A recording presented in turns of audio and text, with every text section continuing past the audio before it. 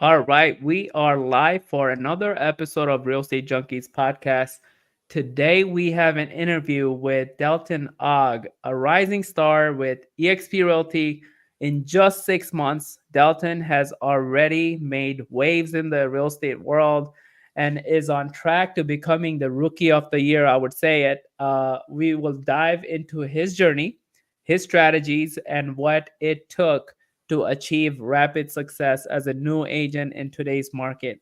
And if you are a new agent or an aspiring real estate agent looking for inspiration and actionable insights, this is a conversation you don't want to miss. So tune in live with us and learn how Dalton is making his mark in real estate. Dalton, it's a pleasure having you. Welcome to the podcast, bro. Oh, thank you. Thanks for the invitation. I don't know if we're at Rookie of the Year yet, but Oh, we'll we'll get try there, bro. it. We'll get there. The results you're seeing will get you there, bro. You just gotta keep it up. So tell us, like, what inspired you to pursue a career in real estate, and how did you get started? Yeah, so it was so before this, I was running a lawn care company, and it just it wasn't what I wanted to do. I didn't like I mean, it wasn't manual labor wasn't bad, but it was just the scalability of it Mhm. just seemed I'm not really sure. It just didn't seem to fit me. And so yeah, I had kind of an opportunity to roll out of that and sell So you off were some running of a my company contracts. yourself? Yep, yeah, Wow. yeah. How long have you done that? I started that when I was 16. So I did that for 4 years. Wow, Or no, 3 years. So that's amazing. And so I guess, like, why real estate? Um, I've heard that a lot. And to be honest, I think a couple things. Number one, it really forces you to create relationships. That's something that I maybe wasn't the best at, and sometimes overlook it. But I can see the benefits from that and the Mhm. positivity. Yeah. And so yeah, that was a big thing to draw me into it. And also, I guess I'm not really sure, to be honest. It's kind of just let's try it and see how this rolls. It seems interesting, and yeah, so kind of just jumped all in on it. Yeah. So I guess, like, you were doing lawn service, so you're probably around a lot of houses. You've probably seen a lot, done a lot around houses. So it's a natural thing. Like, okay, if I were to do this at a higher level, what would be the next thing? And I don't know if that made sense, but um, you ran your own business, right? Your lawn care business for 4 years, right? So I can already assume, I know of people that actually run lawn care businesses who are young, just like you, and I could only assume the problems that comes with that business. Like, what are the similarities? Have you seen some similarities there?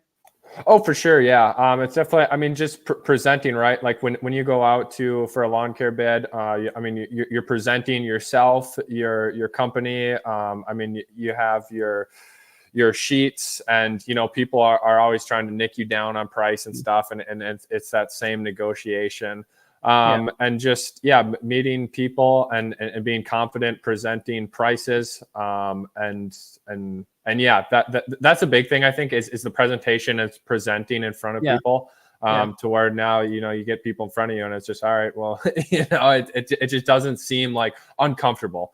Yeah. And I think that's the main thing in a lot in selling, is just like being comfortable, and not Yeah. like, because people can tell when you're nervous, sweating, shaking, Mm, mm, and mm. so yeah, it's kind of just that's definitely helped. And then also trying to brand different ideas. Granted, the way that I was doing lawn care a little bit different than real estate, but it's still just understanding basic aspects of you starting with nothing, no customers, and then trying to build on top of that Yeah. is similar. Yeah, sounds like to me that you have to show up with value no matter what business you're in. You have to represent the value you bring to the table. You have to be confident about your own value so that way people would value it. Now, when you first began in the business, what were your initial expectations and how did those compare to reality of working as a new agent? I came in with really no expectations, to be honest. Uh-huh. I wasn't really sure. Everybody when you get in, it's like, oh yeah, you'll do great, you'll crush it. And so that there's always that where it's like, and then you do lose a little bit of hope, a smidge. And what I always try to be completely honest with people who do ask about it and stuff. It's like it's not easy. You can't just go sit in an open house and just have people come in and asking to purchase homes and stuff. You do have to present yourself in a certain way and understand how to speak to people, and really, learn how to provide value and show them that you have value, because sometimes you might think it in your head like, oh, I don't get why people aren't coming to me. And it's like, because, well, a couple of reasons: they don't know who you are and you're not marketing yourself, and then they don't know your value. Mm-hmm. And so it's just kind of showing that, and that's where it's, you work on that every day, is just your presentation and how other people perceive yourselves in the world, pretty Yeah. much. So yeah, go ahead. Oh, that was all I had. Yeah. So two things, right? Showing up with value and showing up consistently, I guess, right? So you didn't have expectations, but like, let's just say, what did you think you would be able to accomplish in a year? Well, to be honest, I really don't like to think about that and goals and setting. It's more, what can I do today, and how can I structure this day to be the best? Yeah. And then I think the Love it. results just follow. But it's not, because I mean, you still do it sometimes. It's like, okay, where can I see how many homes can we sell? How can we do this? But it's at the end of the day is what you're doing in the present, what you're doing right now. And how that's going to generate leads, generate business. And that's really the only thing that you can focus on, I think, when you're new. And instead of getting some random number in your head, I want to sell 30 homes, whatever. Okay, well, what if you don't sell 30 homes? Or what if you do? It doesn't really change anything. And it's just trying to set your day to day. I think that's the most important thing. What are some of the biggest struggles you have faced during the first few months, and how did you overcome them? I think probably, well, there's a couple things. Definitely being young is tough. I mean, there's people are, it's a big investment, and most people like to, they just feel comfortable with people who are, older, more experienced, everything like that, which is completely understandable. And so I think that there's a couple things with that is understanding how to speak to people and present yourself where they don't even question that you're unfit or ask your age or anything like that. And then I believe the other thing is just, sorry, I'm losing my track of thoughts here. What was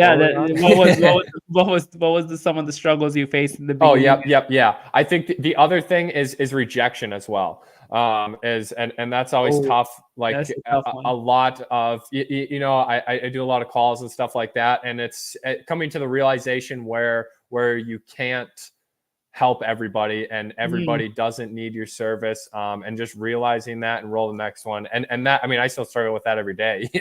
There's some days where it's like, it sometimes it hurts, people yell at you and stuff, but at the end of the day, what helps me at least is I just think, at the end of their day, they don't even remember who I was, who that call was, anything like that. And it's like, you just try to roll the next one and not impact your day. And so it's easier said than done for sure.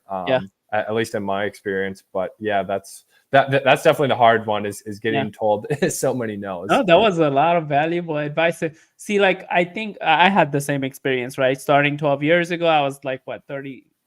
I was 22, 23. And I didn't even go to my friends and family because I was afraid that they're gonna reject me, right? And I knew not only I was afraid of doing that, I knew they would reject me, right? Because they're like, "No, you dropped out of college, right? Like, why should we listen to you about buying a house, right?"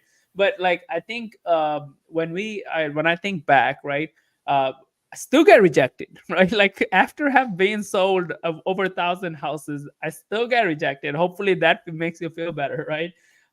But end of the day, I think if you haven't show up with value, I think that's one thing we always have to keep that in mind. Like, are we showing up with value for people to see us as valuable, right? For people to see us to why they should do business with us, right? Are we showing up consistently, and are we showing up with value? Those two things we already talked about.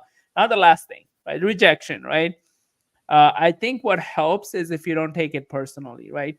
Know that this is a business. It doesn't become personal, right? Until you have made this personal, right? When we make this personal, it's like someone might look at us with their side eye and be like, oh, like why they look at us like that, right? But when it's about business, like, hey, someone might not want to do business with me and it has nothing to do with me, right?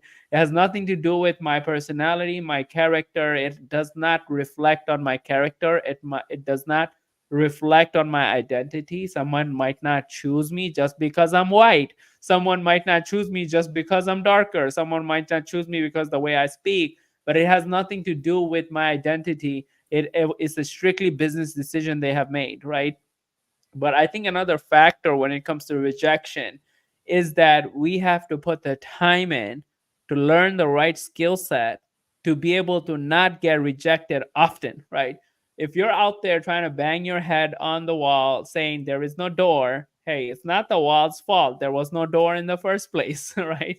So you just got to make sure how to identify the doors, say the right things, turn the knob the right way for you to open those doors for you, right? So I see a lot of agents, they're like, oh, I'm tired of rejection, and look into their stuff. We just had our coaching call for the weekly coaching call we do in our academy, and one of the agents has been in business for a long time. I don't know, longer than I have, right? And he was like, oh, I sent someone a listing agreement. They didn't sign the agreement. And I'm like, okay, tell me how that all played out, right? So it was basically our system sent out we have a reactivation campaign that runs automatically, sent out a message to their sphere of influence, and that person called them like, hey, I'm interested in selling a property that I have. He had everything right. What problem was is that because he assumed that person was already sold on his service, he just sent her a listing agreement without doing the consultation. Now he's having to chase that person, and then that person sent him a message saying, hey, I heard that with this NAR situation, I don't have to pay 6% anymore. I see on your agreement it says 6%. And she's basically blowing him off. Whose fault is it? Is it her fault that she thinks that, or is it his fault because he didn't do the consultation properly to show value and convert her to a solid listing than to just assume that, oh, she's going to convert on her own? So I guess, like, to go on this long tangent I have went on, the idea is that assume that no one would want to do business with you until you have showed value. And whenever you get rejected, it's one thing to just say, oh, that person's not for me. It's easier way out. But another thing to say, did I say the right things? Did I do the right things for me to earn the business? And if I have, why then, like, oh, that person's not for me? If I have not, I have no right to assume that that person's not for me. I haven't done anything right, right? And cold calling is tough. Like, I give you props for calling, man. Like, that's one of the toughest things, to be able to get rejected on the phone by strangers. That scared me when I first started. So I believe in you, bro. Like, you got this. Okay. So can you tell us, like, what, I guess, mindset shifts, right? Or habits, what habits or mindset shifts do you think were critical in helping you see massive success so far in such short period of time? Yeah, I think it's kind of you just got to wake up and just go do it. I mean, there's nothing that I can say or like do that it's like you just, because everybody's brain is so different and so Yeah, complex, the way people think. and to where it's like there's really no like cool answer that I could give, Yeah, to where yeah. it's like literally you just have to go, just start, just do it. It's like just make 10 calls, just start with something, and then it'll So just what like, helps you do that? Like, why are you doing it when others can't? Like, what makes you want to do that? Like, just go do it. well, because I mean, I guess I want business. So it's like, in order to get business in this industry, at least, you have to create conversations. Yeah, And it's yeah, like cold calling isn't the only way. I mean, you can do anything, yeah, yeah. but So why do you want business? because I like to help people sell homes, and it's something that I just enjoy doing, No, and no. like Why do to you really always want improve. business? Like, what would getting business or being successful in this business would do for you? Okay, okay. Well, I think it would create a lot of help. So like Chris, my team lead, Mhm. is he's very big into St. Jude's and Yeah. stuff like that, and so you can really, I mean, once you can create a network of people, and then you can have the kind of more create an environment and create a lasting change in this world. Yeah. Really, I mean, you'd like So if to. you what if you don't become successful? What would happen? What's the alternative? Well, it's just well, I mean, I guess it depends on how you would define success. No, what I mean is, what if you don't, let's just say you're doing the stuff you do, Mhm. and then you don't see business, right? 3 months, 6 months, 12 months go by, you're not very successful, you're closing some deals here and there. In that case, like, what are the consequences? Like, are there any consequences for you? Well, I mean, you're probably not paying bills or anything. Like, yeah, I mean, Mhm. that's probably, you're struggling to survive. But What I would you think. do at that point? I'm sorry for these questions, but I like asking tough Oh questions. yeah, yeah. No. Well, I think, I mean, you just have to keep rolling. I mean, any You're not if gonna give up. well, if you can, you're successful in in really any entrepreneurship if you just keep going. I mean, Yeah, just staying alive. And then at some point, you'd like to believe that it'll just kind of hit, and you'll get on a streak, especially in this business. Sometimes it takes 5-6 years to really start building mm, up your sphere of influence.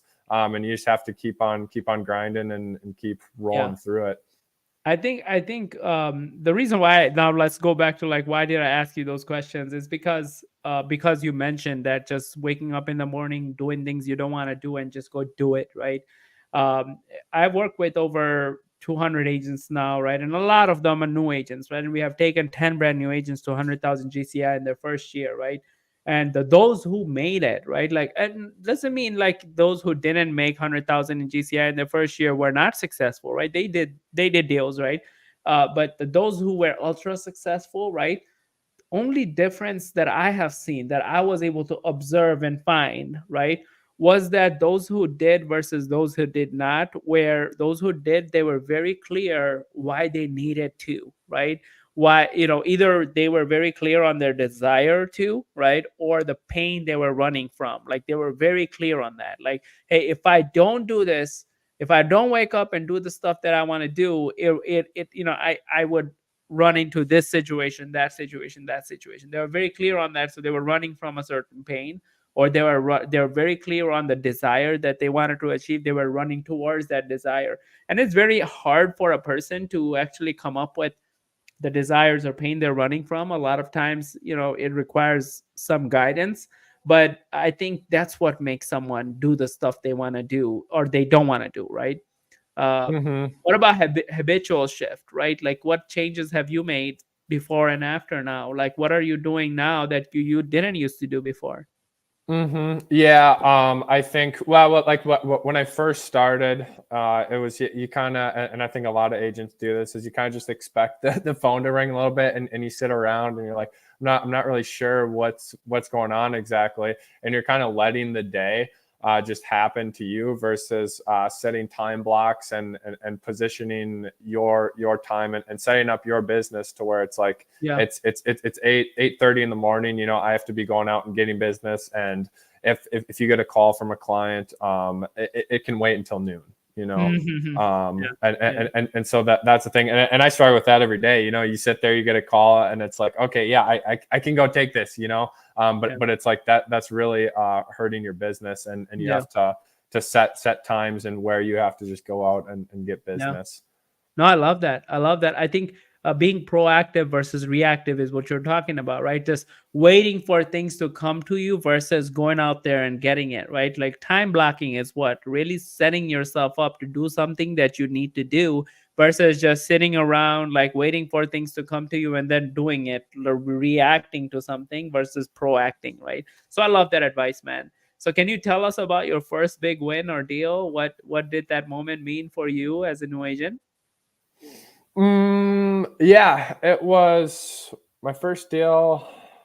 I don't know that there wasn't. I guess that there wasn't anything too crazy or like noteworthy about it. Yeah.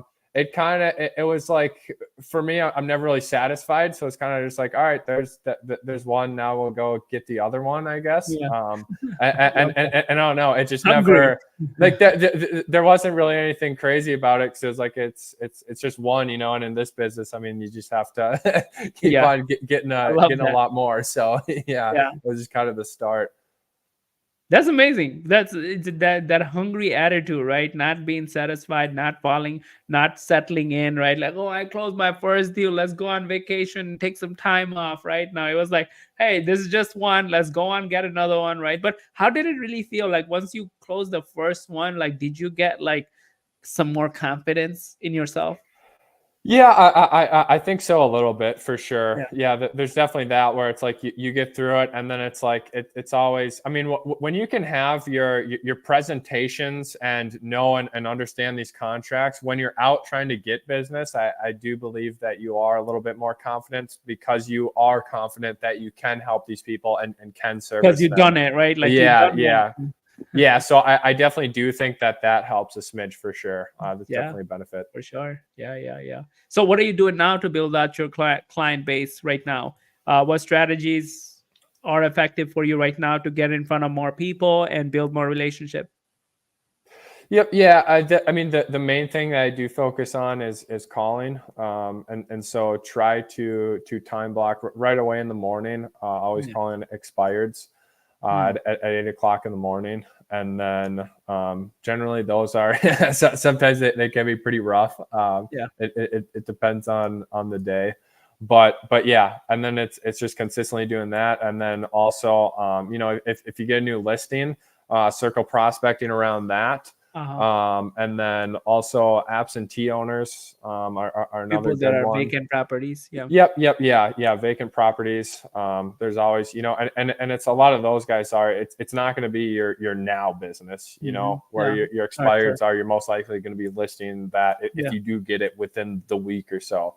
Yeah. Like I have a lot in my downline or whatever you want to call it, to where it's Pipeline. Yeah. yeah pipeline. Yep, Mm. yeah, Yeah. Yeah. yeah, and to where it's like, okay, we're going to be listing this right around January. So Yeah. and then you're kind of just keeping on and setting up a system following up Yeah. as well, which is crucial because yeah, Mhm. when you're out getting these leads and obtaining them, you got to have a good follow up Yeah. system, or you can get Yeah. lost and scrambled. Then you're kind of just wasting your time. Yeah. Because chances are you're not going to just call some random person and, oh yeah, come list my home this week, Yeah. For and sure. so most of the time it's 6 months down the road, a year down the road. Generally, I really don't like to put people in the database when it's like 3 years down the road, unless I ask some really good qualifying questions to where it's like, okay, this is pretty legit. Because otherwise, it's just too far down the road, Yeah. to where there's so many things that can happen. You want to And know how you can shrink that 3 years into lower time period? yeah, it's that. So basically, doesn't matter what the person says, what their timeline is.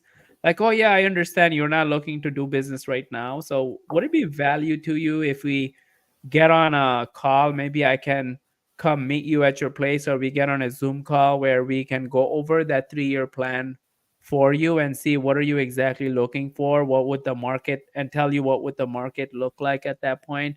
Would it be worth your time? We do that for 15-20 minutes sometime this Thursday or Friday, and then set that consultation call and actually consult them, actually figure out why do they want to even do this, right, 3 years from now. And what would that do for them, and what would happen if they wait, and what would not happen if they don't wait, right? So benefits and of the desire, right, executing in 3 years versus the pain of of that, like having to wait, right? Giving them that perspective usually shrinks the time, right? For a lot of people, they have made the conclusion they have made without your expert advice, right? Without your consultation, right? So that helps shrink it.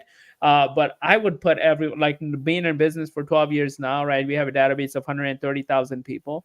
Every single person I ever touch is a person in my database. Why? Because this is a data game, right? We are in a data game. Like Apple is in a data game, Tesla is in a data game. we small business owners are in a bigger, we need to be in a bit like really really leverage data at a further level.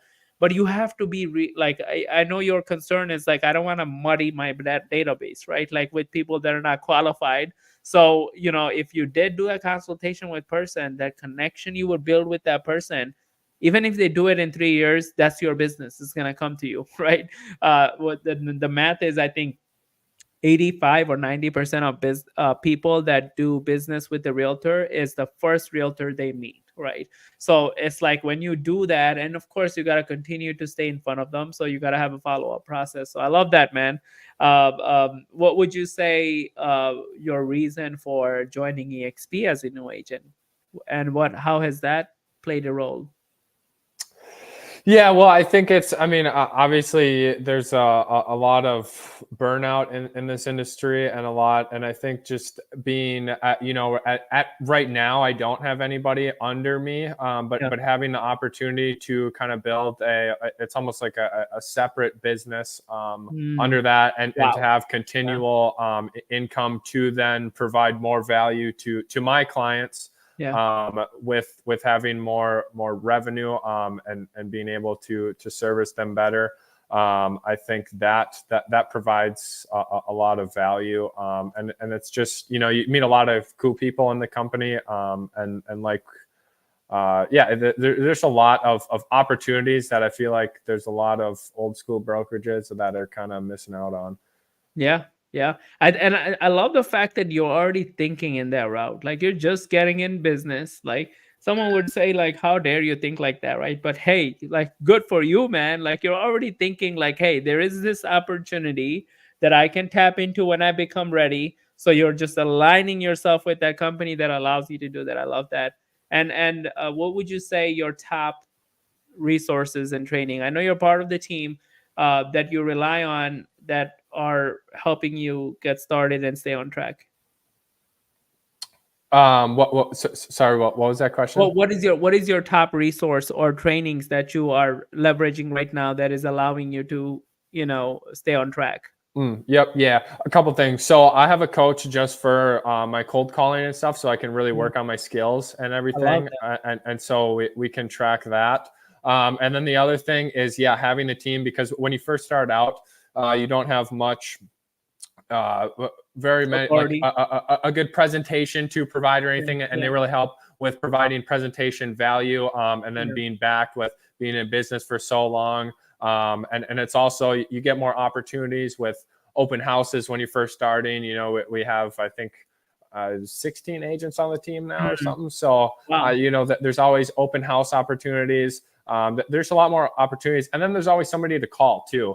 Yeah, So I think that it provides more value to my clients, because there's always somebody for them to talk to as well. If, say, I'm gone for whatever reason, and then there's just every I is dotted and T, or yeah, whatever you want to say it. yeah, And, yeah. and it just seems to, it seems to be a smooth process, and it makes it a lot easier for me getting into an industry that's already super hard and Mhm. complicated, no Yes. matter no Yeah. matter what team or anything Yeah. you do. But it makes it a little bit more easier, and it Easier. provides, Yeah.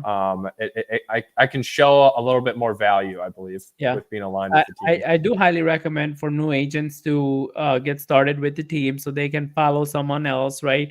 And yes, you can do that in a brokerage, but guess like how much interest would someone take in you if you're they're not really benefiting out of it. So that gives you, and I wish I could go back. I would start with the team. I thought like I'm gonna figure everything out myself until I hired my first coach. So it's great that you are already like thinking in that route. You're taking a coach to teach you how to do stuff, right? Plus you're also thinking, hey, I need to just surround myself with people that are actively doing it, people that would take vested interest in giving me the resources and training and guidance for me to start seeing success faster. It's not going to be easier, but faster, right?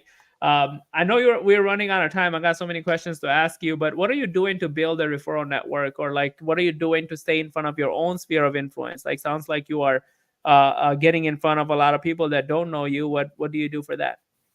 Yeah, well, that's what's nice about the team as well, is we hold, 4 or 5 events a year. Wow. And so, we can invite anybody who we want to those events. And so that's really nice, and just showing value and that we do care. And then just, calling, checking in on people, just, seeing what they're up to, going out, doing stuff with other people, and just trying to, just provide value kind of. Yeah. And just create relationships, because it's not all about selling homes or anything, Yeah. Yeah. but yeah, it's nice that this job, you can have benefits of having relationships with people outside of the industry. Yeah, I love that. And as a new agent, where do you see your business going in the next year, and what's your vision for the future? Yeah, to be honest, I really don't. I don't have a vision or anything. I just try to take it day by day, because I don't want to set any. Because the problem with in the past, I've set expectations or goals for Yeah. certain things, and it just doesn't. If you hit them, it doesn't seem to be as cool of a feeling as you think. And then if you miss them, It's oftentimes you disappointing. think, Yeah. yeah, it's disappointing. So it's just, setting myself up for success every day. And then I think, I'll kind of just let the journey of life take me in whatever direction it is. But yeah, the main thing is just generating leads right now, and that's really all I'm Let focused me on. let me analyze or use this analogy, okay? You got to go somewhere, right? Let's just say the next town, right? And you may or may not have GPS. Which one's better? You take turn by turn, or you have the address to where you want to go and you put it into the GPS? Which one's better? And turn by turn, right? Did No, no. What I? I guess like you didn't. So which one's better? Not having an address in mind and not having a GPS, and you're just Mhm. figuring out turn by Mm, turn on your mm. own, versus having an address and having a GPS. Let the GPS tell you what turns you need to make. Oh yeah, yeah. I mean, yeah, most certainly letting the GPS take the turns that I need to take. And that's where I think that I'm taking. Yeah. I'm just looking at one turn, taking one turn, At a time. Yeah, and you're instead right of. about that. Yeah, you need to just focus on what you need to do now rather than just look at the whole list, right? Yeah. But you should have a goal, okay, that dictates those turns, so you can focus on the right turns, right? For most people, I don't know about you, I don't know you personally, right, but for most people, they just get lost on those turns, right? And then they just got lost on doing that one thing over and over again, whether it is taking them to the destination or not. They're just focusing on doing. Sometimes they get off track, right? So that's what helps with having goals. And when you don't meet your goals, it's never a negative thing, right? When you quit is a negative thing, right? So you should have goals that you don't meet. You're actually meeting goals is a negative thing. You're meeting your goals, you're shooting for too low, right? You're not meeting your goals, it's actually positive. If you did everything in your best of your ability, like, hey, I didn't meet the goal, but I got what I got, right? Based on my ability. Now, last question. Okay, I'm sorry for taking the time out of your busy No, day. You're probably all good. yeah. So, what's the best advice for real estate agents who want to achieve rookie of the year status like you would end of this year? Probably just, I mean, just create conversations. Mm. I think is the main thing. As a lot of people just kind of sit there and wait for the phone to ring or people to come up and talk to them. Where you gotta just go out and get the business in whatever way suits you the best. It's not that calling is necessarily the best, or you can do it social media, door knocking, open houses, whatever. But just finding some sort of avenue. And you can do a couple different things too. It's not Yeah. like you just have to do one. But don't go, too crazy and be doing a million different things, because then A you're little not. bit of everything. Yeah. You got to create skill. Still, it's Yeah. skill. Volume and skill equals outcome.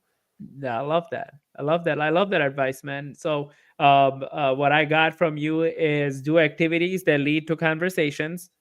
Keep doing them and keep having those conversations, and really dial yourself down into one or two things, maybe three. We teach three things you need to do, so three different sources, right? And really nail yourself down to be able to develop that skill and develop that volume. I love that advice, man. You're in the right place doing the right things. I'm excited to see what comes off this. those of you, if you are in the business and you wanna hang around Dalton, do reach out to him. You can find him. He wasn't very hard to find. That's another thing. Real estate agents can't find him, right? Like like why can't I look up your name and find you? But he's not very hard to find. You can find him on IG. You can find him on Facebook. Do reach out to him if you need some advice with him. So Dalton, it's been a pleasure, brother. You have a lot of great things going for you, and you have a lot of great value to share with our audience. So I'm looking forward to collaborate with you more. Are you going out to EXPCon? I'm not. No. You should. Okay. We'll try to make it work. It's just I was thinking about it, but that's what it's October or something. I don't know if I October, end can. of October. Yeah. So you still got Yeah. about over a month to figure that out, but you should. What that would do for you is really put you in front of all the people that are in this company, what they are doing. It will allow you to see where your business could go, right? Whether it goes or not, it's in a different story, right? We got to focus on what we're doing now, but could go. What are other people doing in this company? And it's amazing, man. It's my third year now. So I wish I was being part of EXP longer than that, but my advice would be please go. Okay, Try to yeah, make it work. yeah, you're making it. I'll look into it and try to make it now. Yeah, if you do make it, I'm looking forward to seeing you up there. Okay, let's connect. Yeah, for sure. All right, yeah, I appreciate you bringing me on your platform. All right, for sure. All right, guys, thanks for joining in, and looking forward to our next podcast will be tomorrow. And until next time, you guys take care.